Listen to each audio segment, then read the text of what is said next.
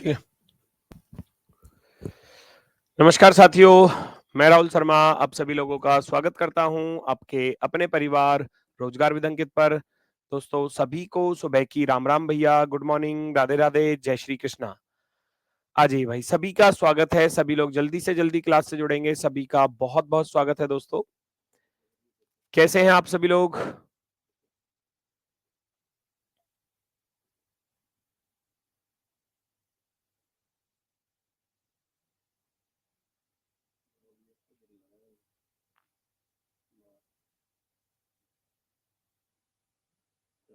अभी ठीक है? चलो, नमस्कार दोस्तों, नमस्कार सभी को, बहुत बहुत प्यार भरा नमस्कार। और जल्दी से सभी लोग क्लास से जुड़ जाइए भाई। हाँ, अभी क्लास सही चल रही होगी, एक बार देखना सभी कुछ ओके होगा, वॉइस और वीडियो सब कुछ क्लियर होगा। सभी का स्वागत है भैया, सभी का स्वागत है। Good morning all of you, नमस्कार, प्रणाम, जय हिंद। जल्दी से सभी लोग क्लास से जुड़ जाइए भाई, सभी का स्वागत है, सभी का बहुत बहुत स्वागत है। दिल्ली पुलिस 2025 यकीन 2.0 बैच रीजनिंग में हमारा टॉपिक चल रहा है डाइस। ठीक है, हमारा टॉपिक चल रहा है भैया डाइस पासा। तो जल्दी से सभी लोग क्लास से जुड़ जाइए भाई। नमस्ते, प्रणाम, जय हिंद, भारत माता की जय। सभी का स्वागत है। Good morning all of you भाई, गुड मॉर्निंग सभी को, नमस्कार। चलो, अच्छा बढ़ते हैं हम अपनी टाइपों की तरफ। ये वाली टाइप चल रही थी और डाइस को रोटेट किया जा रहा है। ये रोटेशन वाली टाइप है कि जब डाइस को घुमाया जाता है। A dice x is rolled 3 times. वो कह रहा है एक पासे को 3 बार एक ही क्रम में घुमाया जाता है, सेम ऑर्डर में। ठीक है, उसकी दो स्थितियां x1 और x2 दी गई हैं। निम्नलिखित विकल्पों में से अगली नेक्स्ट जो होगी वो क्या होगी, ये आपसे पूछा गया है क्वेश्चन में। अच्छा, x तो ये रही, x1 ये रही और x2 ये रही। अब कह रहा है अगली जो होगी वो क्या होगी। तो इनमें आपको पहचानना है कि डाइस को घुमाया किस तरीके से जा रहा है ना। घुमाया किस तरीके से जा रहा है वो आपको पहचानना है। जैसे कि मैं देख रहा हूं कि 3 यहां पर है, 3 यहां पर है, 3 यहां पर है, तो 3 को तो छेड़ा नहीं गया बिल्कुल भी, है ना। इसको तो छेड़ा नहीं गया। घुमाया कैसे गया है कि नीचे वाला 2 ऊपर चला गया, नीचे वाला 1 ऊपर चला गया। इसका अर्थ है इसको इधर से पकड़ा, 3 की तरफ से पकड़ा और एंटी क्लॉकवाइज में ऐसे घुमा दिया ऊपर की तरफ। 2 ऊपर गया, फिर 1 ऊपर गया, तो अब आप 5 को ऊपर पहुंचा दोगे, यस और नो। तो जो नया डाइस आएगा, नई फिगर जो आएगी, उसकी कंडीशन क्या बनने वाली है कि 3 तो अपनी पोजीशन पर ही है। घुमाया जा रहा है डाइस को ऐसे, मैंने इस 2 को घुमाया ऊपर गया, फिर 1 को घुमाया ऊपर गया, फिर 5 को रोटेट कर दूंगा तो 5 ऊपर चला जाएगा। पहला काम ये हुआ बड़ी आसानी से। ठीक है, तो आप देखोगे 3 5 3 5 4 6 वाला गलत हो जाएगा, 2 5 वाला गलत हो जाएगा, ये गलत हो जाएगा। क्लियर? अब या तो ये वाला विकल्प सही होगा या ये वाला विकल्प सही होगा। अब इसको कैसे सॉल्व करें जी, है ना। तो जब हमने देखा कि यहां से 2 ऊपर गया है ना, फिर 2 उधर पीछे की तरफ गया होगा, फिर यहां से 2 पीछे गया है, अब ऊपर से 2 नीचे आएगा, तो 2 तो यहां आ नहीं सकता, पहली बात। या फिर आप ऐसे भी कर सकते हो कि दोनों डाइस को आपस में कंपेयर करो जी, 2 इसमें भी आ रहा है, 2 इसमें भी आ रहा है, 3 इसमें भी आ रहा है, 3 इसमें भी आ रहा है, तो 6 का अपोजिट 1 हो जाएगा, 6 का अपोजिट 1 हो जाएगा। फिर मैं देख रहा हूं 3 1 इसमें, 3 1 इसमें, तो 5 का अपोजिट 2 होगा, 5 का अपोजिट क्या होगा, 2 होगा। तो मैं अपोजिट भी फाइंड कर सकता हूं। 6 1 का अपोजिट है, 5 2 का अपोजिट है, तो 3 4 का अपोजिट होगा। अब आप खुद सोचो, अगर यहाँ 5 आ चुका है, 3 आ चुका है, तो 5 का अपोजिट 2 है, तो यहाँ 2 नहीं आ सकता। दो विपरीत सतह दो विपरीत सतह कभी भी एडजेसेंट नहीं हो सकती। 2 अपोजिट फेस जो है वो कभी भी एडजेसेंट नहीं होंगी, है ना। तो डाइस को रोटेट करने का केस क्या था कि 3 को अपनी पोजीशन पर रखा और डाइस को एंटी क्लॉकवाइज में ऊपर की तरफ, है ना। 2 ऊपर गया, फिर 1 ऊपर गया, तो अब 5 ऊपर जाएगा, 5 ऊपर चला गया। एक तरफ 3 है, एक तरफ 5 है, तो इनके अपोजिट यहां पर नहीं हो सकते। 3 का अपोजिट 4 यहां नहीं हो सकता, 5 का अपोजिट 2 यहां पर नहीं हो सकता, तो ये 2 वाला ऑप्शन गलत होगा। आपका option number B right answer होगा। Option number B right answer होगा, option number B.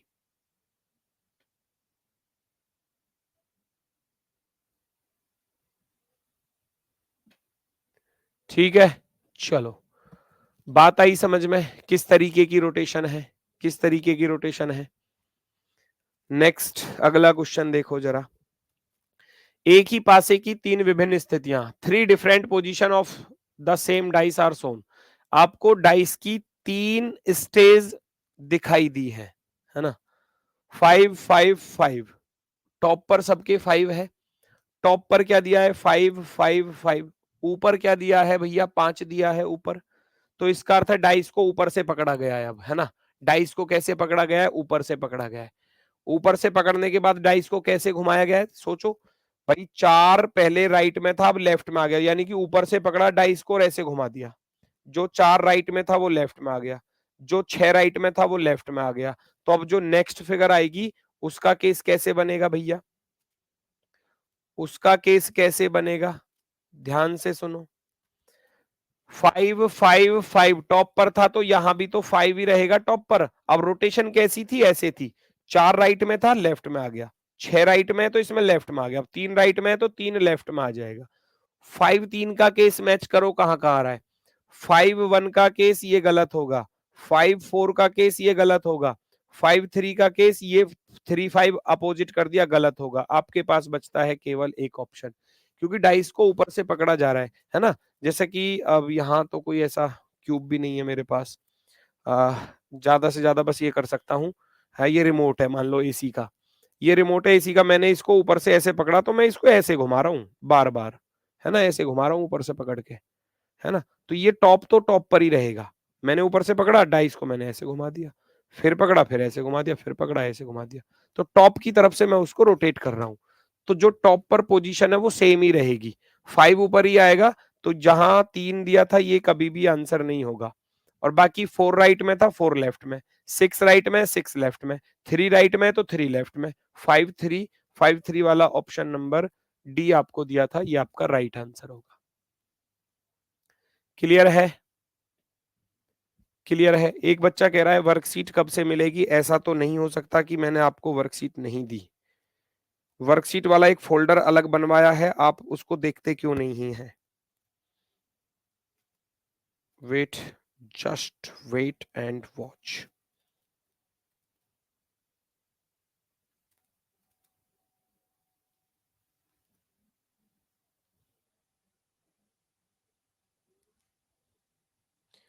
Reasoning reasoning reasoning कहाँ गई भैया? रीजनिंग ये रही। वर्कशीट सबसे ऊपर वाला फोल्डर वर्कशीट का ही तो है। डाइस 1 व्यू करोगे, ये रहे 10 क्वेश्चन वर्कशीट के। डाइस 2 ओपन करोगे, 10 क्वेश्चन ये रहे वर्कशीट के। डाइस 3 ओपन करोगे, 10, ये ओपन नहीं हो रहा, नेट भाग गया यहाँ पर। चलो, कभी कभी गड़बड़ हो जाती है इसमें। डाइस 3 के ये रहे 10 क्वेश्चन। आज खत्म होगी, आज के 10 क्वेश्चन मिल जाएंगे। वर्कशीट डली हुई है, वर्कशीट डली हुई है, ठीक है ना। चलो, ऑप्शन नंबर डी राइट होगा। आगे बढ़ जाते हैं नेक्स्ट की तरफ। अगला क्वेश्चन आपके सामने भैया ये रहा, ध्यान से देखना जरा। कह रहा है एक पासे एक्स की दो स्थितियां दी गई हैं, विकल्पों में से 4 पासों में से कौन सा पासा एक्स हो सकता है, ये आपको बताना है। भाई आपको पहचानना क्या है कि यहां जो डाइस दिया गया है इसके जैसा इनमें से कौन सा है, वो आपको बताना है। इसके जैसा इनमें से कौन सा है। ये क्लास रोज चलेगी बेटा, मंडे टू सैटरडे बताया था ना मैंने क्लास का time, Monday to Saturday, Monday to Saturday. ये क्लास मंडे टू सैटरडे चलेगी मेरे भाई, और अपने वाले समय पर सुबह 10 बजे चलेगी, 10 AM पर। संडे आपका रिवीजन टाइम रहेगा, है ना। इस संडे तो मैं रिवीजन नहीं कराऊंगा क्योंकि अभी एक टॉपिक भी पूरा नहीं हुआ, है ना। अगले संडे से मैं आपका रिवीजन क्लास भी रखूंगा यूट्यूब पर, तो उसको आपको फ्री टाइम मिले कर सकते हो। आपको चैप्टर का पूरा एक साथ रिवीजन करना है तो वो कर सकते हैं, ठीक है। चलो देखो जरा, यहाँ क्या स्थिति है। तो आप क्या करोगे, यहां से फाइंड करोगे कि 1 5 1 3, तो 1 3 इसमें भी आ रहा है, 1 3 इसमें भी आ रहा है। तो मुझे ये पता चला कि 5 का अपोजिट 6 है, जो कॉमन है, और उसके बाद जो रिमाइंडर फेस जो बची हुई है, शेष जो सतह बची हुई है, वो 5 और 6 बची हुई है। 5 और 6 एक दूसरे के अपोजिट हो जाएंगे, 5 और 6। अच्छा मैं देख रहा हूं क्या 5 और 6 एक साथ आ सकते हैं, यस और नो? नहीं आ सकते। मैंने क्या लिखाया था सबसे पहली क्लास में बताया था, टू अपोजिट फेस, कोई भी दो विपरीत सतह ना तो एक साथ दिखाई देंगी, है ना तो वो एक साथ नजर आएंगी, एक साथ शो नहीं होंगी और एक साथ हिडन भी नहीं होंगी। समझ रहे हो? ना तो एक साथ दिखाई दे सकती है ना एक साथ छिप सकती हैं। अब मैं यहां देखने जा रहा हूं 135 132, तो इन दोनों में से एक का आना जरूरी है। यहां पर इन दोनों में से एक का आना जरूरी है। 132, 5 और 6 पीछे रह गए, 5 और 6 पीछे रह गए, पॉसिबल नहीं होगा। 243, 243, 5 6 में से एक का आना यहां पर जरूरी है। यहां भी 5 और 6 पीछे छिप गए, हिडन हो गए, हिडन तो हिडन तो हो नहीं सकते, छिप तो छिप नहीं सकते। 3 4 5 चांसेस हैं क्योंकि 5 आ गया एक, 3 4 5 चांसेस हैं, तो आप कहोगे केवल डी वाला सही है, केवल डी वाला सही है। वेरी गुड, बहुत सही, बहुत शानदार, बहुत ही बेहतरीन। चलो आगे बढ़ो, नेक्स्ट। नीचे दी गई आकृति x एक मानक पासा है, तो कह रहा है the figure x given below is a standard dice. Standard dice आपको दिया गया है, स्टैंडर्ड डाइस मानक पासा आप सभी लोग जानते हैं, जहां एक का दुश्मन भैया 6 होता है, 2 का अपोजिट 5 होता है, 3 का अपोजिट 4 होता है। ये स्टैंडर्ड डाइस की कंडीशन होती है, स्टैंडर्ड डाइस की कंडीशन। फिर कह रहा है उस विकल्प का चयन करें जो 4 बार 90 डिग्री दक्षिणावर्त और एक बार वामावर्त, वो कह रहा है 4 टाइम्स, है ना। Select the option that will be the obtained when the dice is rotated 90 degree clockwise 4 times, 4 bar 90 degree clockwise और वंस एंटी क्लॉकवाइज। तो इस बात को समझो, अगर मैं 4 बार, सोचो क्लॉकवाइज है, पहले 90 डिग्री मोड़ा, फिर दोबारा से 90 मोड़ा, फिर दोबारा से 90 मोड़ा, 4 बार 90 डिग्री। तो भाई मेरी बात सुनो, 4 बार 90 डिग्री क्लॉकवाइज में अगर आप अपने आप को मोड़ोगे तो सेम डायरेक्शन होगी, यस और नो। मैं कहूं आपसे कि 4 बार 90 डिग्री पर घूम जाओ, मैं आपके सामने फेस करके खड़ा हूं और मैं 4 बार 90 डिग्री पर घूमूंगा, तो मैं पहली बार 90 डिग्री, दूसरी बार 90 डिग्री, तीसरी बार 90 डिग्री, चौथी बार 90 डिग्री, 4 टाइम्स 90 डिग्री। आप खुद सोचो, 90 90 90 90, ये टोटल कितना होता है? 360 होता है। 360 लिखो या 0 डिग्री लिखो, बराबर क्या कह सकता हूं, सेम पोजीशन रहती है, सेम पोजीशन। 4 बार राइट घूमने पर सेम पोजीशन होगी। फिर उसने बोला था एक बार एंटी क्लॉकवाइज है, एंटी क्लॉकवाइज है 90 डिग्री, ऐसे ही बोल रहा था क्वेश्चन में। वो कह रहा है when the dice is rotate 90 degree clockwise 4 times and then once anti clockwise, एक बार, एक बार एंटी क्लॉकवाइज, एक बार एंटी क्लॉकवाइज। तो इसका अर्थ है, इसका अर्थ है मुझे बस केवल एक बार एंटी क्लॉकवाइज घुमाना है डाइस को, ओनली 1 टाइम्स, है ना। तो भाई अब आपके पास डाइस है, अब आप ऑप्शन के अकॉर्डिंग देखोगे 1 1 1 1, इसका अर्थ है 1 अपनी पोजीशन पर है, डाइस को एंटी क्लॉकवाइज में घुमाना है, घड़ी की सुई की विपरीत दिशा में। यहां से पकड़ा, एंटी क्लॉकवाइज होता है ये वाली दिशा, एंटी क्लॉकवाइज यही होती है ना। तो यानी कि इस 2 को पहुंचाया जाएगा, इस 2 को पहुंचाया जाएगा ऊपर की तरफ, है ना। इस तरीके का केस बनकर आएगा। अब आप खुद सोचो, अगर एक यहाँ है तो 5 तो यहाँ नहीं चल पाएगा, इसको साइड कर दूंगा। एक यहाँ है, 3 यहाँ चल पाएगा क्या? नहीं चल पाएगा, साइड कर दूंगा, ठीक है, क्योंकि उसको एंटी क्लॉकवाइज में घुमाया गया। 2 आ गया, 2 आ गया, 4 आएगा, 3 आएगा, पहचानो कौन सा आने वाला है, पहचानो जल्दी से। अब आप खुद सोचो, जब मैंने 2 को इधर पहुंचाया तो 3 तो नीचे जाएगा, 3 इधर तो आ नहीं सकता, 3 इधर तो आ नहीं सकता, क्योंकि जब मैं इसको रोटेट करूंगा तो 3 तो नीचे की तरफ जाएगा ना, पीछे 2 ऊपर जाएगा। तो ऑप्शन नंबर सी राइट होने वाला है, ऑप्शन नंबर सी राइट होने वाला है, ऑप्शन नंबर सी। सी वाले बिल्कुल सही है जिनका सी ऑप्शन आ रहा है, वेरी गुड। सी वाले बिल्कुल शानदार, बहुत ही बेहतरीन, बहुत ही गजब, अत्यंत सुंदर, very good, very good. Next, इसको आप घुमा के बताओ मुझे, डाइस को घुमाया जाता है, the dice is rotated 90 degree anti clockwise 3 times, then 90 degree clockwise once. 3 बार, 3 बार घुमाया गया एंटी क्लॉकवाइज में और 1 बार घुमाया गया क्लॉकवाइज। क्लॉकवाइज होता है घड़ी की सुई की दिशा, एंटी क्लॉकवाइज होता है घड़ी की सुई की विपरीत दिशा।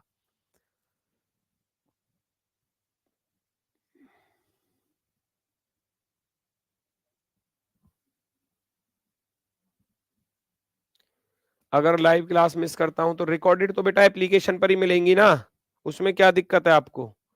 आप जब भी कभी आपको क्लास रिकॉर्डेड देखनी है तो आप ऐसे जैसे कांस्टेबल का बैच देख रहे हो तो व्यू कोर्स पर कर देना। व्यू कोर्स करोगे, सब्जेक्ट वाले फोल्डर पर जाओगे, सब्जेक्ट 3 फोल्डर बने आते हैं, सब्जेक्ट, लाइव, टेलीग्राम। तो लाइव पर जाओगे तो लाइव तो ये चल रही रीजनिंग, यहाँ पर वॉच पर क्लिक कर दोगे। सब्जेक्ट वाले फोल्डर पर जाओगे तो सारे फोल्डर्स बने हुए हैं, करंट अफेयर्स और आपका बायोलॉजी और फिर फिजिक्स, केमिस्ट्री, ये इस तरीके से मैथ्स। रीजनिंग वाले फोल्डर पर चले जाना, यहाँ रीजनिंग वाले फोल्डर पर ये डाइस है और यहाँ पर ये आपका ओपन होकर आ जाएगा डाइस। वॉच पर क्लिक कर देना, पहली क्लास चल जाएगी। प्लेयर 1, प्लेयर 2, इसमें जो भी ऑप्शन आता है उससे चालू कर लेना, ठीक है? तो ये ऐसे मिल जाएगी आपको रिकॉर्डेड फॉर्मेट में। अच्छा, 3 बार एंटी क्लॉकवाइज घुमाया गया। आप खुद सोचो, 3 बार एंटी क्लॉकवाइज रोटेट किया गया है और 1 बार क्लॉकवाइज रोटेट किया गया है, तो 90 90 90 है ना, और एक 90 क्लॉकवाइज। अच्छा, इससे एक खत्म हो जाएगा तो हमारे पास 2 बार बचा, 2 बार बचा। अच्छा, किधर से घुमाया जा रहा है? 2 अपने ही पोजीशन पर रखा हुआ है, 2 ऊपर की तरफ है। अब हमको एंटी क्लॉकवाइज में 2 बार घुमाना है। 2 बार घुमाऊंगा तो 1 बार ऐसे, फिर 1 बार ऐसे, एक चला जाएगा पीछे की तरफ, एक चला जाएगा पीछे की तरफ। तो एक तो यहां नहीं आ सकता, बिल्कुल नहीं आ सकता, सरासर गलत कर दोगे, ठीक है? अब आप खुद सोचो, मैं इस डाइस को चेक करने जा रहा हूं, कैसा डाइस है? 4 और 2 6, 4 और 1 5 और 2 और 1 3। कहीं पर भी 7 नहीं आया तो इसका अर्थ है ये भी स्टैंडर्ड डाइस है। ये कैसा डाइस है? स्टैंडर्ड डाइस है, अर्थात मानक पासा है। मानक पासे की फिक्स कंडीशन होती है, आप सभी लोग जानते हो, SD लिख देना, स्टैंडर्ड डाइस। इसकी फिक्स कंडीशन है, 1 का अपोजिट 6 होगा, 2 का अपोजिट हमेशा 5 होगा, 3 का अपोजिट हमेशा 4 होगा। अब अगर मैंने 2 को ऊपर रखा है तो 5 तो आ नहीं सकता, है ना? 2 के साथ में ये 5 तो कभी भी नहीं आएगा, बिल्कुल नहीं आएगा। अब 2 6 3 आएगा या 3 6 आएगा? 2 ऑप्शन ऐसे आप साइड कर दो, हटा दो, इनको एलिमिनेट कर दो साइड में। अब मैंने देखा जब 1 ऊपर है तो 6 पीछे रहा होगा, यस और नो, है ना? 2 को ऊपर रखा तो अगर 1 सामने है तो 6 पीछे होगा, 4 इधर है तो 3 इधर होगा। मैं डाइस को 2 बार घुमाऊंगा तो इधर जो 3 है वो पहले तो इधर आएगा, फिर इधर आ जाएगा 2 बार घूमने पर, क्योंकि 4 का अपोजिट 3 इधर होगा। और 2 बार घुमाऊंगा तो जहां 4 है वहां 3 आ जाएगा, 180 डिग्री तो रोटेट होगा, 180 डिग्री, है ना? 180 डिग्री। क्या कमेंट लिख रहे हो? एक साथ इतने सारे कमेंटों के रिप्लाई कैसे दे सकता हूं? थोड़ा फोकस यहाँ करोगे। कोई कह रहा एटीट्यूड है क्या, कोई कह रहा नॉट एटीट्यूड है। मेरी तो समझ में ही नहीं आता क्या लिख रहे हो। 4 इधर है भैया, 3 इधर होगा तो 3 पहले सामने आएगा, 3 फिर राइट में जाएगा, तो 3 राइट में यहां पर आ रहा है, ये वाला 6 नहीं चल पाएगा, नहीं चल पाएगा। तो आप कहोगे सी वाला बिल्कुल राइट है, सी वाला बिल्कुल राइट है। आप खुद सोचो, इधर 4 है, एक साइड में ऐसे सोचो, एक साइड में 4 है, एक साइड में 4 है, उधर साइड में 1 है। अब मैं इसको घुमाऊंगा 1 बार तो 4 इधर से इधर आएगा, इधर से फिर इधर जाएगा, है ना? तो 4 का अपोजिट क्या था? जो ये वाली दीवार थी। अगर 4 इधर है तो 3 इधर लिखा है। अब मैं डाइस को अगर ऐसे रोटेट करूंगा 180 पर तो जहां 4 था वहां 4 का अपोजिट आ जाएगा। यही तो है रोटेशन, और क्या है भाई? हमारे पास बचा 180, और 180 आप सभी लोग जानते हैं दोस्तों, एक स्ट्रेट लाइन होती है, एक सीधी रेखा, स्ट्रेट लाइन। अगर अगर मैं आपके सामने फेस करके खड़ा हूं और मैं अगर 180 डिग्री पर टर्न करूंगा तो आपको मेरी पीठ नजर आएगी, फेस नजर नहीं आएगा। तो इसका अर्थ है, अगर मैं इस 4 को रोटेट करूंगा 180 पर तो 4 का अपोजिट जहां अब 4 है वहां पर आएगा, पूरा का पूरा चेंज होगा ना 180 पे। जहां अब 4 है वहां पर 4 का अपोजिट आएगा, जहां अब 4 है वहां पर अब 4 का अपोजिट चाहिए, बिल्कुल चाहिए, 100% चाहिए। जहां अब 1 है वहां 1 का अपोजिट होना चाहिए। 1 का अपोजिट 6, तो यहां पर 1 का अपोजिट 6 होना चाहिए, क्योंकि रोटेशन कितनी थी, 180 डिग्री। 180 डिग्री क्वेश्चन का आंसर आया, क्वेश्चन का आंसर आया।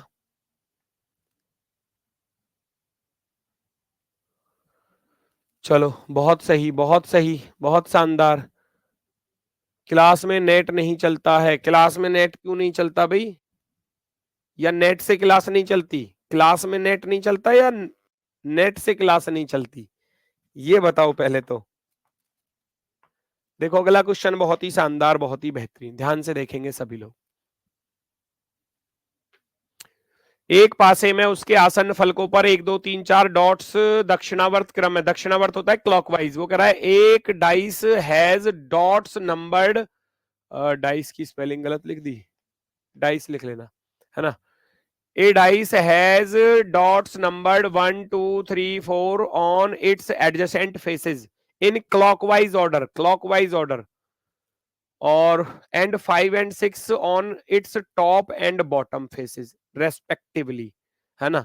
तो अब वो कह रहा है if dot number 1 falls on its top face, how many dots will be on the bottom face? बड़ा ही आसान सा क्वेश्चन, बच्चों वाला सवाल, बच्चों वाला सवाल। कैसे है जी बच्चों वाला सवाल?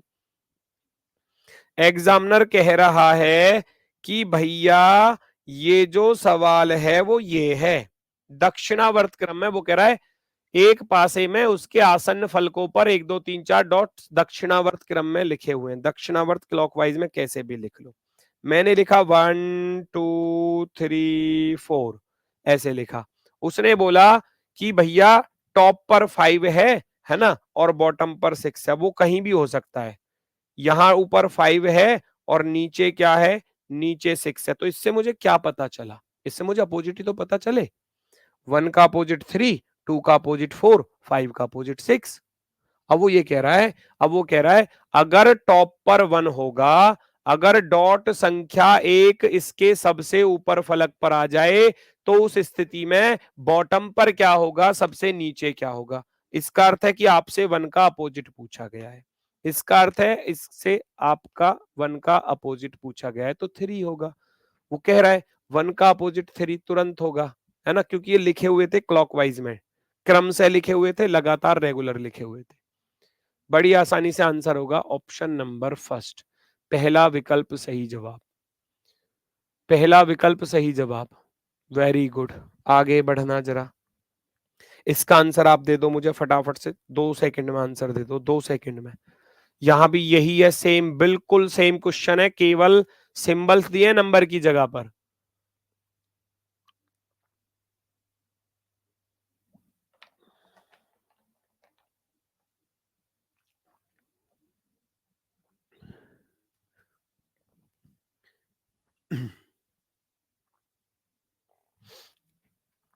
ये कह रहा है डाई से है,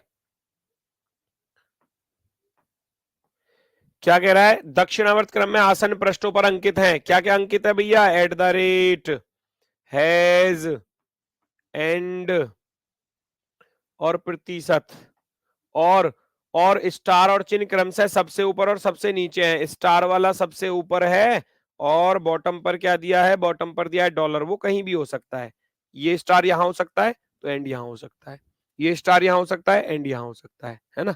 स्टार इधर होगा, एंड इधर हो सकता है, तो इसलिए मैंने इस तरीके से बनाया इसको। तो कह रहा है यदि प्रतिशत, है ना, if the percentage symbol is at the top, तो बॉटम पर क्या होगा, वो कह रहा है अगर प्रतिशत चिन्ह सबसे ऊपर है तो सबसे नीचे क्या होगा। तो इसका अर्थ है आपसे पूछा गया है कि इस प्रतिशत का अपोजिट क्या होगा। भाई प्रतिशत का अपोजिट दिखाई दे रहा है, प्रतिशत का अपोजिट क्या दिखाई दे रहा है, ये रहा प्रतिशत, इसका अपोजिट क्या दिखाई दे रहा है, हैज, एक छोड़कर एक। तो प्रतिशत का अपोजिट क्या होगा, ये वाला हैज होगा। हैज वाले ऑप्शन नंबर बी वाले सभी राइट है, option number B, has has has, B वाले, ये तो किसी का गलत नहीं हुआ। Very good, B option has होगा, बी सही होगा। ठीक है भैया, ठीक है। एक और करके दिखाओ फटाफट से, एक और करके दिखाओ बिना पेन चलाए। अब बिना पेन चलाए 2 सेकंड में, बिना पेन चलाए 2 सेकंड में, क्योंकि प्रैक्टिस ही सबसे ज्यादा जरूरी चीज है। अब वो कह रहा है अगर सी सबसे ऊपर होगा तो सबसे नीचे क्या होगा? When C is at the top what will be at the bottom, है ना? बॉटम पर क्या होगा? अगर टॉप पर सी है तो बॉटम पर क्या होगा? अब वो कह रहा है एक पासे में ए बी सी डी ये लिखे हुए हैं समीप सतह पर दक्षिणावर्त क्रम में, एडजेसेंट फेस है क्लॉकवाइज, तो इसका अर्थ है ए का अपोजिट सी होगा, बी का अपोजिट डी होगा। काम खत्म करो। सी का अपोजिट पूछा गया था तो सी का अपोजिट क्या होगा? सी का अपोजिट ए होगा। बिना पेन चलाए ऑप्शन नंबर फर्स्ट, बिना पेन चलाए। ये देखो कितनी जल्दी से आया सबका answer. Very good, very good. A वाले बिल्कुल सही है। बहुत ही शानदार, बहुत ही शानदार जवाब। Very good. हम बढ़ते हैं आगे की तरफ। अगला क्वेश्चन देखो जरा। दिए हुए डिजाइन को मोड़कर निम्नलिखित 4 घनों में से कौन सा घन बनाया जा सकता है, यह आपको बताना है। बनाओ जरा। निम्नलिखित 4 घनों में से कौन सा घन बनाया जा सकता है? अच्छा, जब हम इसको मोड़ते हैं, जब हम इसको बंद करेंगे तो ये वाली दोनों दीवारें ऐसे आ जाएंगी, बोथ साइड्स। ये दोनों बोथ साइड्स ऐसे आ जाएंगे। अब ये वाला ट्राइएंगल इससे टकराएगा, ये वाला इससे टकराएगा। अब जब मैं इनको बंद करूंगा तो ऊपर से ये ऐसे बंद होंगे, यस और नो, ऐसे। तो इसका अर्थ है जो ऊपर वाली फेस होगी वो कुछ ऐसे चारों ट्राइएंगल के साथ होगी, यस और नो। भाई ये दो दीवार ऐसे आ जाएंगी, ये दो दीवारें ऐसे आ जाएंगी। 1 2 3 4, इन चारों से ये 4 बन जाएंगे। अब ये वाला ब्लैक पार्ट तो ये हो गया जी, है ना? अब ये वाला ब्लैक पार्ट यहां पर आ गया। जब इसको बंद करूंगा तो इस वाले का टॉप वाला हिस्सा इस वाले के टॉप से टच हो जाएगा, इसका अर्थ है दूसरा ब्लैक यहां पर आ जाएगा। तो जब हम इसको बंद करते हैं तो ये चीज निकल कर आती है, ये चीज। तो ये चीज तो बिल्कुल सरासर गलत होगी, है ना? ये चीज बिल्कुल सरासर गलत होगी। आमने सामने आएंगे दोनों ब्लैक पार्ट, आमने सामने। अब क्या मैं देख रहा हूं, इस व्हाइट का अपोजिट ये होगा, इस व्हाइट का अपोजिट ये होगा, और सर्कल के अपोजिट ये सारा का सारा 4 ट्राइएंगल होंगे। 4 ट्राइएंगल्स जो बंद होंगे वो सर्कल के अपोजिट होंगे, क्योंकि सर्कल तो बेस पर है। तो टॉप पर क्या आ गया? ये तो बॉटम पर हो गया ना। टॉप पर तो ये सारे कवर होके आएंगे, जैसे होता है ना, जैसे केक का बॉक्स ओपन करते हो आप, वही चीज है। केक का बॉक्स ओपन करते हैं, बस इसमें ट्राइएंगल फेस है। केक आया, केक को आप इधर वाले फेस को ऐसे खोल देते हो, इधर वाले को ऐसे खोल देते हो, इधर वाले को ऐसे, इधर वाले को ऐसे, है ना? वो चारों फेस ऐसे हो गए। अब जो टॉप वाला था उसको उठा के रखते हो साइड में, तभी तो वो ऐसे गिरते हैं नीचे चारों तरफ। तो इसका अर्थ जो बेस है उसका अपोजिट क्या होगा? टॉप होगा। तो इस बेस पर अगर सर्कल है तो इसका अपोजिट ये होंगे। तो ये दोनों एक साथ नहीं आ सकते। तो आप कहोगे ऑप्शन नंबर 4 सही होगा। ऑप्शन नंबर 4 फोर्थ वाला सही होगा, है ना? क्योंकि ये दोनों एक साथ नहीं आ सकते। क्यों नहीं आ सकते? क्योंकि दोनों अपोजिट थे। जो अपोजिट फेस है वो कभी भी एडजेसेंट नहीं होंगी। तो आप कहोगे सी वाला गलत है जी, ऑप्शन नंबर 4 सही है। आप कहोगे जी दो खाली कैसे आ जाएंगे? बिल्कुल आ सकते हैं। इस सर्कल के साथ ये खाली आ जाएगा और ये वाला आ जाएगा, बिल्कुल आ जाएंगे दोनों। देखो, option number 4, option number 4। Very good. ये यूपीएसआई वाली टाइप थी, हालांकि बहुत ही आसान वाली टाइप है, इसमें ज्यादा कुछ तो है नहीं वैसे। पर लेकिन यूपीएसआई के एग्जाम में पूछा गया था, तो हो सकता है कि भाई अगर आपको ऐसा क्वेश्चन एग्जाम में देखने को मिले तो आप उसके लिए रेडी रहेंगे, है ना? वो कह रहा है D is the adjacent of A is the opposite of E, F is the opposite of C. तो सारी चीजें दी गई हैं। डी ए के सन्निकट, सन्निकट का अर्थ होता है पास में, सन्निकट, सॉरी, सन्निकट का अर्थ होता है पास, संलग्न जिसको हम बोलते हैं, पड़ोसी कह सकते हो। सन्निकट, साथ में, निकट, मेरे निकट, एडजेसेंट। संडे को क्लास नहीं होगी बेटा, मंडे टू सैटरडे बोला है मैंने, मंडे टू सैटरडे। संडे को क्लास नहीं कराऊंगा।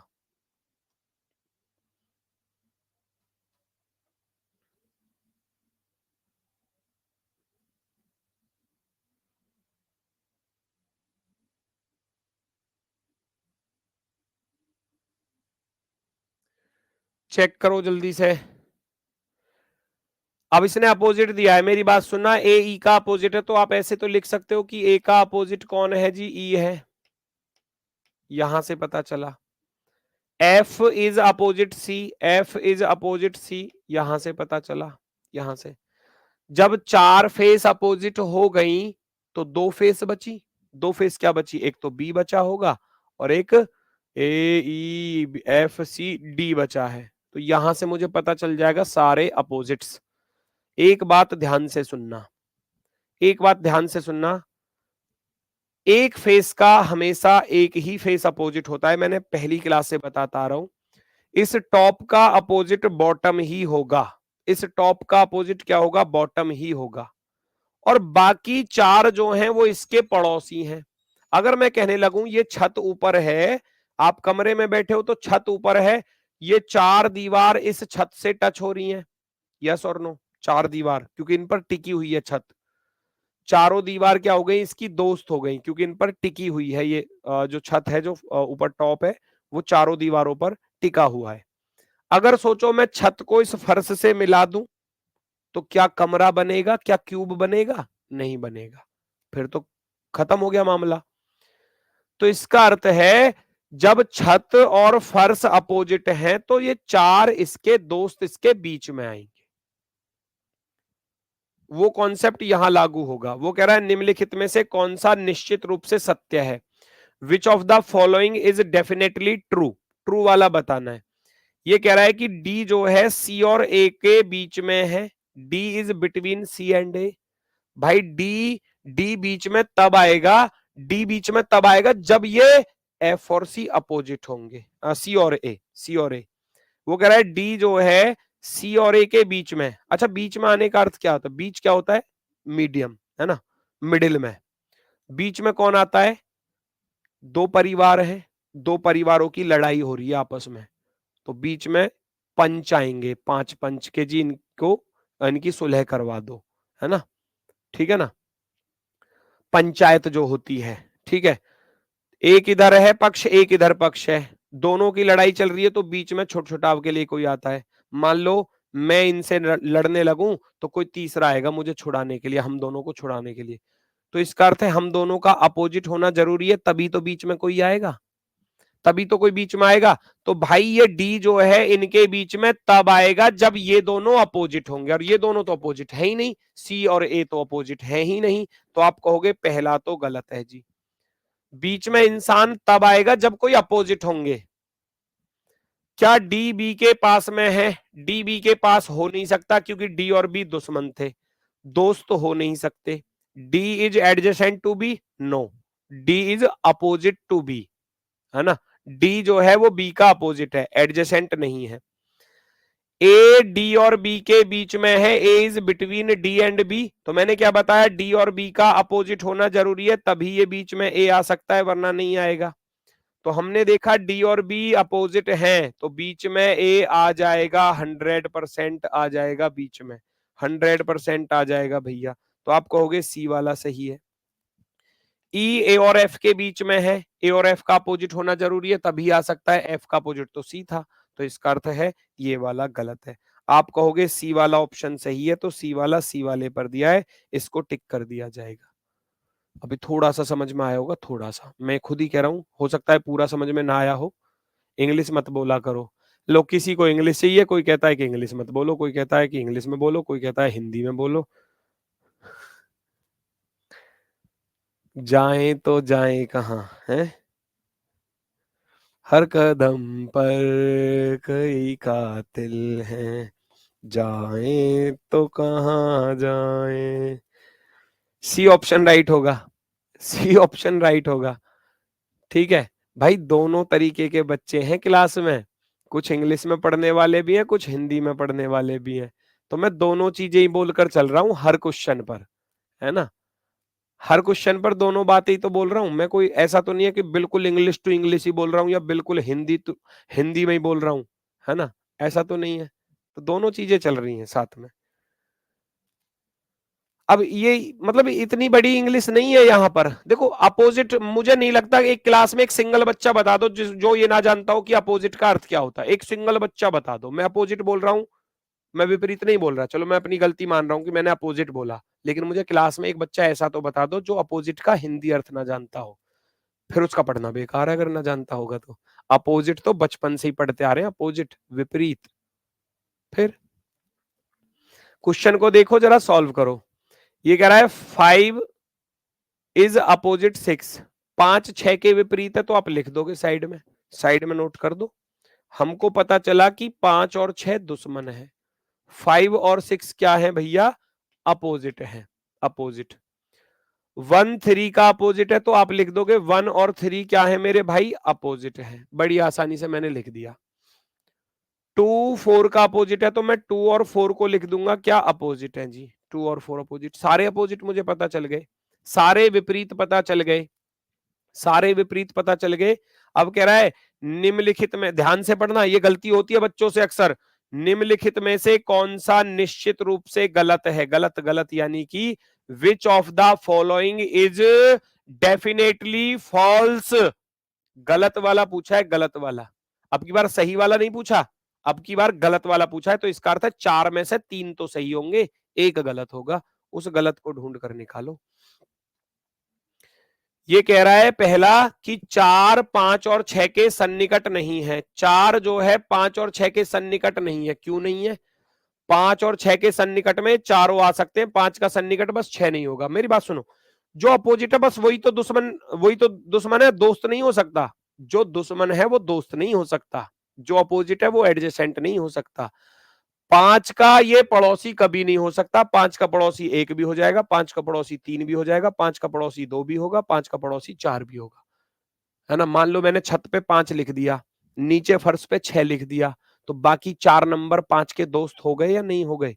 अगर टॉप पर 5 लिखा हुआ है, तो ये 4 फेस पर जो भी नंबर लिखा होगा चारों तरफ, वो इसके पड़ोसी होंगे, नेबर। ये कह रहा है 4 5 और 6 के सन्निकट नहीं है, 4 5 और 6 के सन्निकट एडजेसेंट हो सकता है, बिल्कुल हो सकता है। ये झूठ बोल रहा है इस बात को, है ना। ये क्या कह रहा है, ये इस बात को गलत कह रहा है, ये तो एडजेसेंट होगा, 4 5 और 6 का एडजेसेंट होगा। 4 5 के नजदीक है, 4 5 के नजदीक होगा, 4 बस 2 के नजदीक नहीं होगा, बाकी इन सब के नजदीक होगा, है ना। 4 इज एडजेसेंट टू 5, 4 जो है बस 2 का एडजेसेंट नहीं हो सकता, बाकी इन चारों का एडजेसेंट होगा, तो ये सही है।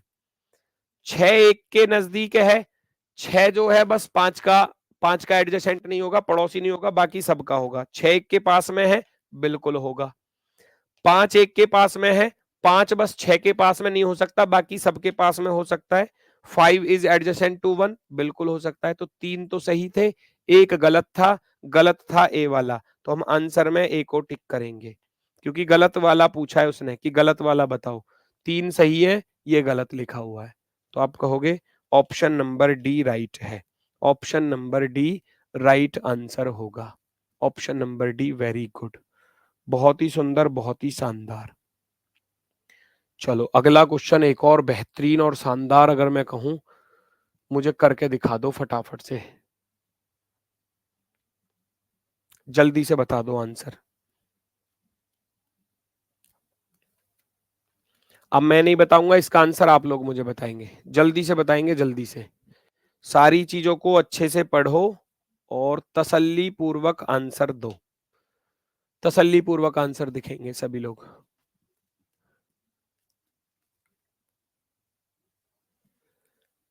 To is opposite to face 6, 2 6 के अपोजिट है, 2 और 6 दुश्मन, लिख दो साइड में। एक फलक 5 के प्रतिमुख है, face 1 is opposite to face 5, 1 5 का अपोजिट है। कह रहा है लास्ट में जब 2 6 के अपोजिट हो गया, 1 5 के अपोजिट हो गया, तो बचा क्या, 3 और 4 बचा, 3 और 4 बचा, तो सारे अपोजिट्स मुझे पता चल गए, सारे अपोजिट्स मुझे पता चल गए। फिगर सीरीज कराइए भाई, सारे करा दूंगा, पहले दिन ही फिगर सीरीज करा दूं, अभी तो जो टॉपिक चल रहा है उसको तो हो जाने दो पूरा। फलक 2 फलक 3 के पास में है, क्या 2 और 3 एडजेसेंट हो सकते हैं। 2 2 6 का एडजेसेंट नहीं होगा, 2 जो है 6 के पास में नहीं आएगा, बाकी सबके पास में आ जाएगा। तो कह रहा है फलक 2 फलक 3 के संलग्न है, बिल्कुल हो सकता है। फलक 6 2 और 4 के बीच में है, तो 2 और 4 का दुश्मन होना जरूरी है। कैसे आ जाएगा भाई? 6 2 और 4 के बीच में आ ही नहीं सकता, क्योंकि 6 का दुश्मन 2 था। फलक 5 और 6 के बीच में, फेस 1 बिटवीन 5 एंड 6, क्या 5 और 6 अपोजिट है? नहीं है, गलत हो जाएगा। उपरोक्त में से कोई नहीं लगाएंगे नहीं, क्योंकि हमको आंसर मिल गया हमारा ऑप्शन नंबर फर्स्ट। तो ए वाले बिल्कुल सही है, जिनका ए ऑप्शन आ रहा है। वेरी गुड, बहुत ही सही, बहुत ही शानदार। आगे बढ़ जाओ, आगे बढ़ जाओ, थोड़ा सा ध्यान से करना। 13 14 दो क्वेश्चन है, ये 2 क्वेश्चन है, ध्यान से देखना जरा। निर्देश दिए गए हैं, नीचे 6 अलग अलग पासों को दर्शाया गया है, जिनके ऊपरी सतह पर अंकित अंक को विलुप्त करके दिया गया है। 6 different dice are shown below, each with the digit on its upper surfaced erased, यानी कि उसको मिटाकर लिखा हुआ है, दिया नहीं है। फिर कह रहा है प्रत्येक पासे की 2 विपरीत सतह पर अंकित अंकों का योग 7 है, तो इसका अर्थ है ये मानक पासा है ना। प्रत्येक, the sum of the digit on the 2 opposite surfaces of each dice is 7, इसका अर्थ है each dice is standard dice, है ना। सभी पासे जो हैं वो मानक पासे हैं, इसका अर्थ ये हुआ कि सभी पासे मानक पासे हैं। All dice are standard dice, सभी पासे मानक पासे हैं, ये क्वेश्चन कह रहा है। अब इसकी बात को सुनना, मानक पासे हैं, है ना, उसने बोला है, ये तो सवाल कह रहा है। अभी क्वेश्चन क्या है, क्वेश्चन हम लोग देखेंगे। दिल्ली पुलिस की बुक में ऐसे क्वेश्चन नहीं है भाई, तो बुक में सारी चीजें नहीं समाई जा सकती, इसीलिए तो फिर बैच होता है। फिर तो बुक से पढ़कर तुम सेलेक्ट हो ही जाते, फिर तो सारी चीजों को कर लोगे बुक से। और फिर टीचर्स क्यों होते हैं, क्यों आपको सारी, भाई बुक में सारी चीजें, क्या सारी चीजें रख दोगे तो बुक इतनी बड़ी हो जाएगी? मैंने 856 पेज की पहले रीजनिंग की बुक बनाई थी, बच्चों ने बोला कि सर ये तो बहुत मोटी किताब है। भाई 856 में भी नहीं समा पाया मैं सारी चीजों को, है ना। फिर 536 पेज की बनाई, फिर भी कह रहे हैं कि जी मोटी है, जी मोटी है। अरे भाई जब पेजों की संख्या कम कराओगे, क्वेश्चन भी कम होंगे।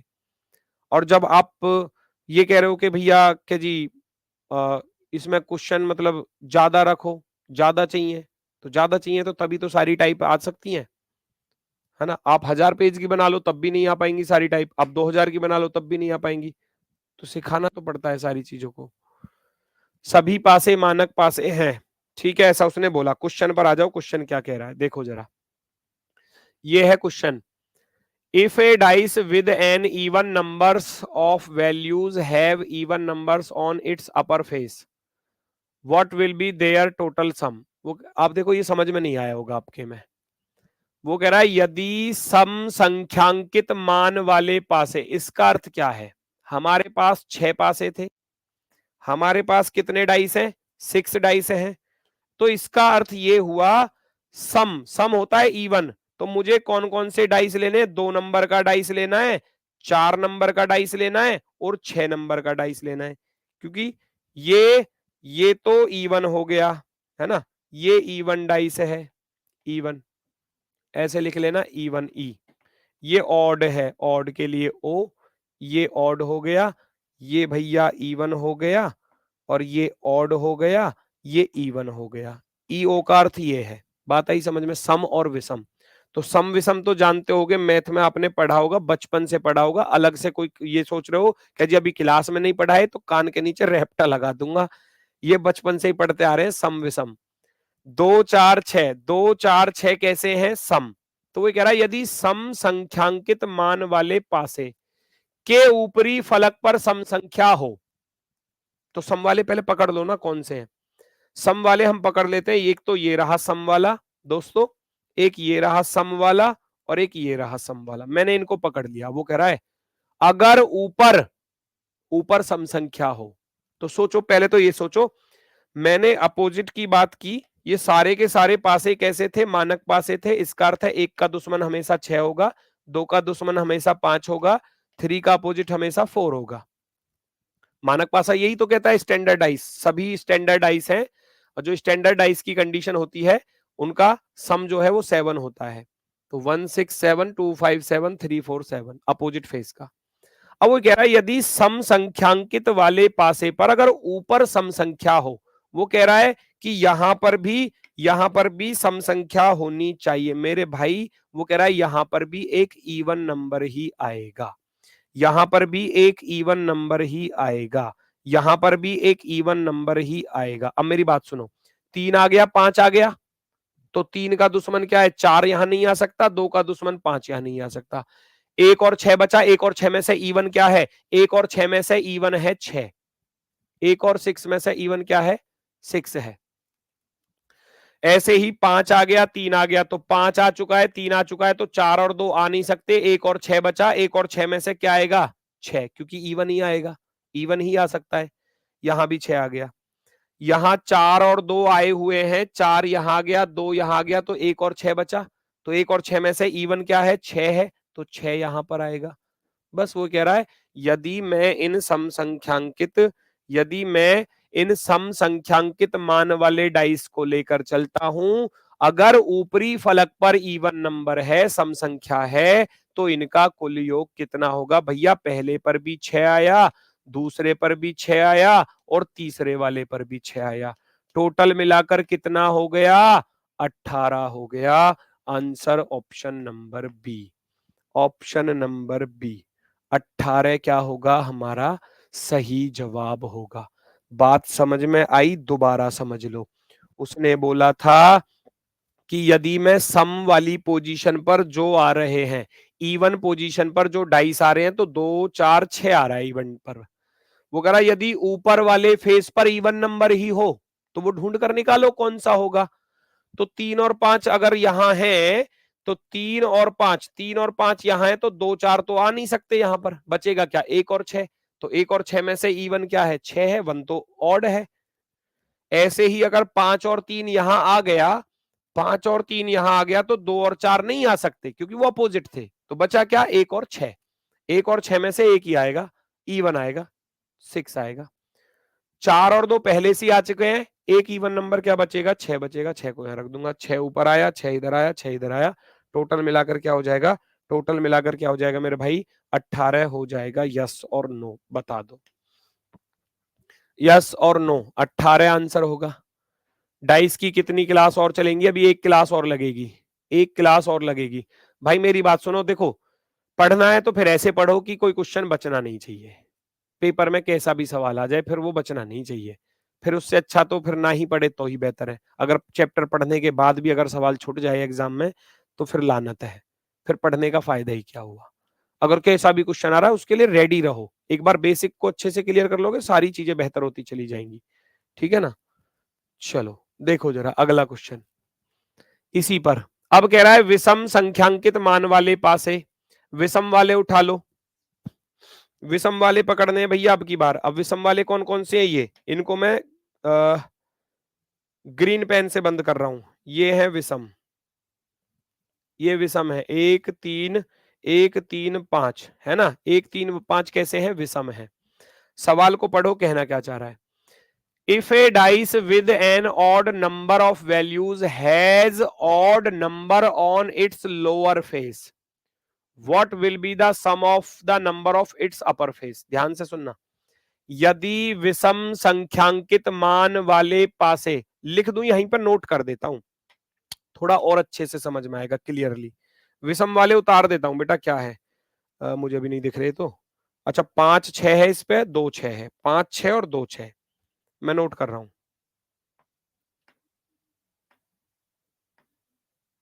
5 6 और 2 6, 2 6, एक और बचा, उस पर क्या लिखा था, इस पर लिखा था भैया 6 5, 6 5 लिखा हुआ है, मैंने यहीं पर नोट कर दिया, लो आसान कर दिया, 6 और 5, ठीक है बच्चा। ये विषम वाले थे, ये पहले नंबर का डाइस था, ये तीसरे नंबर का डाइस था, और ये 5वें नंबर का डाइस था। ऐसे मैंने वहां से उतार कर यहां लिख दिए। अब उसकी शर्त को सुनो भाई, हमें अपोजिट तो पता ही है, हमें अपोजिट तो पता ही है क्योंकि ये सारे के सारे मानक पासे हैं, 1 6 2 5 3 4, हमें तो पता है ये सारे के सारे मानक पासे हैं, स्टैंडर्ड डाइस है। वो कह रहा है यदि विषम संख्यांकित मान वाले पासे की निचली सतह पर विषम संख्या हो, वो कह रहा है निचली पर विषम हो, विषम। अब आप खुद सोचो, मेरी बात सुनो, एक विषम है एक सम है, एक सम है एक विषम है, एक विषम है एक सम है, तो दो ही तो चीज आएंगी, या तो सम होगा या विषम होगा। वो कह रहा है अगर नीचे विषम संख्या हो तो ऊपर सम आएगी, ऊपर क्या आएगी, सम आएगी ना। तो वो कह रहा है अगर नीचे विषम है, अगर नीचे विषम संख्या है तो भैया अगर नीचे विषम है तो ऊपर तो सम आएगी ना, यस और नो।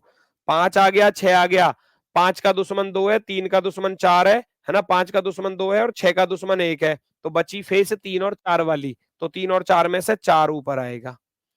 2 6 आ चुके हैं, 2 6 आ चुके हैं तो ऊपर आएगा 4, क्योंकि नीचे विषम आएगा। वो कह रहा है बॉटम पर अगर इवन, बॉटम पर ऑड है तो इवन टॉप पर होगा। 6 5 आ चुका है, 6 ये रहा, 5 ये रहा, 3 4 में से एक आएगा, 4 ऊपर आएगा, 100% 4 ऊपर आएगा। पूछा गया है इनके ऊपरी सतह पर स्थित अंकों का योग कितना होगा, तो 4 तिया 12, 4 प्लस का 4 प्लस का 4 12, 12 वाला ऑप्शन आपका राइट हो जाएगा। 12 वाला ऑप्शन जो है वो आपका राइट आंसर होगा, एकदम परफेक्टली राइट। ठीक है, उम्मीद है बात समझ में आई होगी। 12 12 वाले बिल्कुल सही हैं, 12 वाले बिल्कुल सही हैं, एकदम सही, एकदम बेहतरीन। 12 वाले बिल्कुल सही है। एक बार सारी चीजों को रिवाइज करके देखना। इसने विषम को अब की बार नीचे रखा है तो सम ऊपर ही आएगा, क्योंकि विषम और सम में से एक तो नीचे आएगा तो दूसरा ऊपर आएगा। अगर विषम नीचे है तो सम ऊपर, विषम नीचे है तो सम ऊपर, विषम नीचे है तो सम ऊपर, अगर ऑड नीचे है तो इवन ऊपर आएगा, और तीनों पर 4 ही आ गया तो 4 तिया 12। कल चलेगी, कल तो नहीं, मंडे को ये वाली टाइप, मंडे से चलेगी ये वाली टाइप, मंडे को, है ना, मंडे, जहां ये नंबर्स गायब दिए जाते हैं, है ना। अभी ये टाइप भी इंपॉर्टेंट है, ये भी करनी है, और जो बची हुई टाइपें हैं वो आपकी मंडे में फिनिश हो जाएंगी, मंडे में। कल संडे है, कल पूरे टॉपिक का रिवीजन कर लेना, एक बार पढ़ लेना सारी चीजों को, वर्कशीट के जो क्वेश्चन दूंगा उनको सॉल्व करके देख लेना। मंडे में चलेगा आपकी ये वाली टाइप, और जो इसके बाद जो एक आध टाइप बची हुई होगी वो मंडे में टॉपिक खत्म हो जाएगा। मंडे को ही फिर टेस्ट मिलेगा आपको शाम को 8 बजे। ठीक है, तो आज के लिए बस इतना ही है दोस्तों। सभी को भैया नमस्कार, धन्यवाद, टाटा, बाय बाय। 3 ऑड कैसे हो सकता है, कौन है ये 3 ऑड कैसे हो सकता है, और 3 इवन नंबर है, सॉरी निकिता बेटा, 3 ऑड नंबर ही होता है, 3 ऑड ही होता है बेटा, 3 नंबर ऑड ही होता है। 1 3 5 7 9 11 13 15 17 19 21, ये सब ऑड नंबर्स हैं। ये क्या है, ये ऑड नंबर हैं, विषम संख्याएं हैं, ऑड, विषम। अब मुझे देखो ये संख्या बतानी पड़ रही है आपको। सम आप सभी लोग जानते हैं जो 2 से कट जाए, इवन नंबर्स, इवन नंबर्स 2 4 6 8 10 12 14, ये इवन नंबर्स होते हैं। ठीक है, चलो, तो आज के लिए बस इतना ही है। सभी को दोस्तों नमस्कार, धन्यवाद, टाटा, बाय बाय।